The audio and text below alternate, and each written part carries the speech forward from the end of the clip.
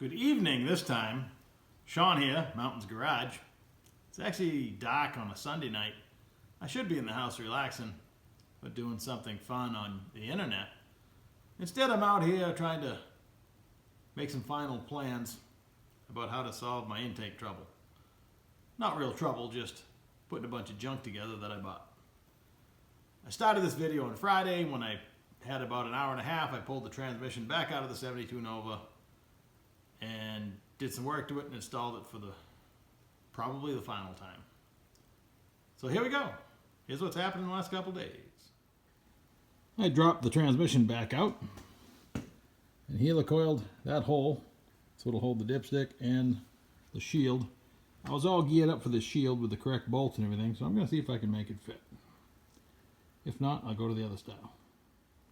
There's no drilling for the helicoil. The hole is already the correct size. It taps wonderful.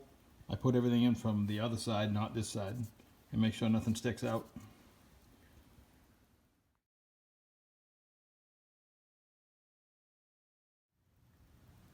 The transmission is in. Everything's tight. The shield fit. Both sides. That shield fits. Kind of hard to see in the dark. Motor mounts are tight. A couple videos ago I showed you the ICT billet oil block off adapter for twin turbos. It also had a M16 hole for the factory oil sender. It wouldn't clear my oil filter mount on this particular pan.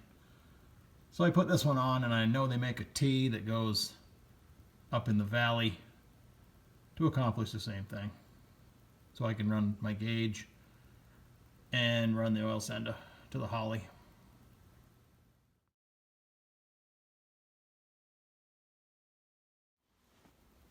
I've been collecting random intake and injector parts for a few years.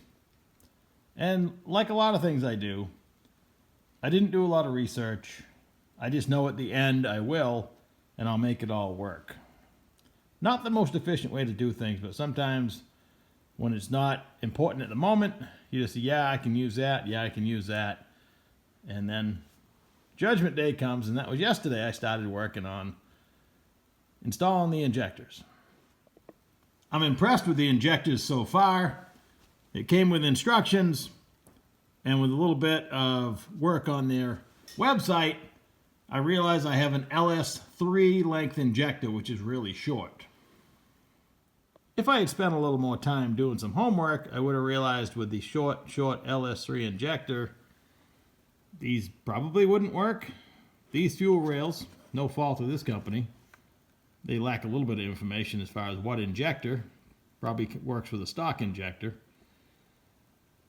I knew they were for Holly rails. And all I knew about my rails, because I didn't look those up either, to figure out who made them, that I had a staggered bolt pattern. And these brackets had a staggered bolt pattern. So I went ahead and bought them. And I got them. And I looked at them. And with minor modifications, it picks up that hole, and I made a half a hole there with a washer. I had this bolted under the rail. And the rail bolted on. It looked pretty normal. The injector hole lines up with the port. It had a space, but I didn't measure it because I was just winging it yesterday. It looked pretty promising. But it soon became obvious that the red O-ring and split backer, which they do a good job explaining here somewhat, was 16 millimeter, and I needed 14 and 14 top and bottom, which is truck intake, Holly high ram, stuff like that. LS3s have a 16 millimeter bottom, 14 millimeter top. So the top's the same. My bottom O-ring was too big. It wouldn't even go in the hole. So I swapped out the O-rings, and then it became obvious, now that the rail is sitting where it's supposed to, that my brackets are too short. I could grind down the tower, but I don't want to. I could try to make this longer, but I don't want to. A buddy of mine suggested, and actually ran these on his, just a conduit clamp with a little bit of massaging. That would hold it down, but I prefer to have it held in both directions. Not that it's going to continue to force its way down there, but it's only About 60 thousandths bigger than the hole. Unlikely it's going to force its way down, but if I'm just clamping on the top, I don't know if that's a good idea. So I found a random piece of stainless, and I'm going to make some brackets that will pick up the 2 holes in the bottom. They're going to have to come up around this side over and with a spacer because this is taller than the tower, but that's okay. I had to grind, see these supports on the tower, I had to grind the one right next to the rail to get these rails to fit. And then with a little bit of research, that symbol, I found out who made these and actually talked to the owner of this company, asking him if he just had a bracket that would fit. He said no. He suggested they make a top hat that slides on the injector O-ring and then it spaces the whole rail up. And that's 8 more places to leak high pressure fuel. I'm not interested in that. So I'll just make brackets. Long story, pretty long. I was in and out of the garage all weekend, kind of figuring this out and doing some research and thinking about what I was going to do. And I'm satisfied now, at least I have a plan to go forward. I really wanted it off the bench by now because I got a job to do tomorrow, but I'll just move it off to one side and continue when I can. It is part of the fun, if you let it be, figuring out the small problems, especially if you can do it without spending too much more money. I'm going to include a photo that was taken in the spring of 1982 on a Friday night. And it has my white Chevelle, my first car, SS396, and next to it, the car I bought a year later, 70 Chevelle SS454. And my neighbor and I and a good friend are standing there. Good memories. I've bugged him about that photo for decades. I don't believe I ever saw it until Friday afternoon when he sent it to me out of the blue. I knew it existed. I think his girlfriend took it. I don't remember. But if you could return to your youth only for a moment, that's a photo I've always wanted to see because it's the only photo that exists of both cars in the same place. My first 2 cars sitting next to each other.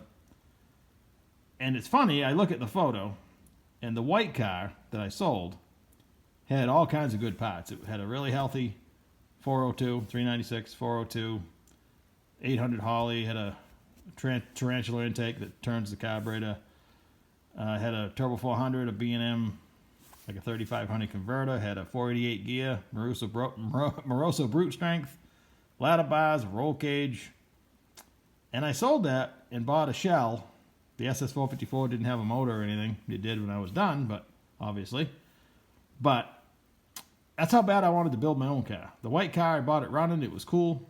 Wasn't mine. Everybody says that's, so-and-so's car. So I had to go get myself a shell and do it myself. And I'm 15. It's going on 16, I guess. So that's the way it was. And the way it continues to be for me. So that was a great surprise Friday afternoon. Saturday morning, I'm hunting around, and I wasn't in love with the only 1024 screw I could find in quantity. But while I was digging for these, I ran across these. Pretty strange. The only thing that I still have out of that car, these emblems for both front, that came off both front fenders. That's a cheap spray job I paid a guy to do. It went from maroon to that color. And I have the rear license plate bracket that I mentioned when I was assembling the 71 Nova that I forgot. I still have it. And I have the original license plate off it. I showed it to you in a few videos ago. So I have the license plate bracket for the rear that hinges down to fill the fuel tank, and the fender emblems. Still good memories.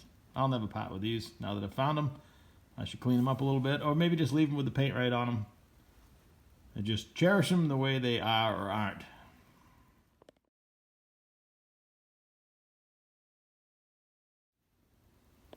I wasn't super impressed with these. I actually snapped 2 of them together. I bought a 12-pack. They're pretty cheap, but they work. Has a valve, which is kind of handy. Instead of turning the wheel, now I can just flip the knob. And I got about 20 years worth if I break them. And it reaches all the way over here, so now I only need 1 hose. And while I was searching for those 1024 screws, I found this knob. This was only 1/4 inch, so I drilled and tapped it to 5/16. And there it is. It works mint. That was part of my fix-it-up plan that had been dropped and broken off. This was actually bent, but I straightened it as good as I can without breaking it. It's only pot metal or something, but... So yeah, the valve grinder is functional. Still need to make a mental note to get some belts. So the next Sunday morning I want to do something and the belts are slipping, I'll be able to fix it. It also occurred to me while I was scraping around for stuff, I found a couple vents and fittings that I have enough aluminum left over from my catch can.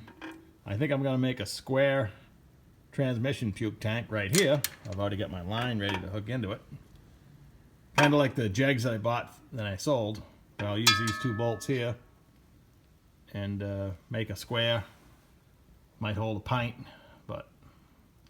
So, I think I'll do that sometime this week too. I actually got some work to do, but I'll get back on this car shortly.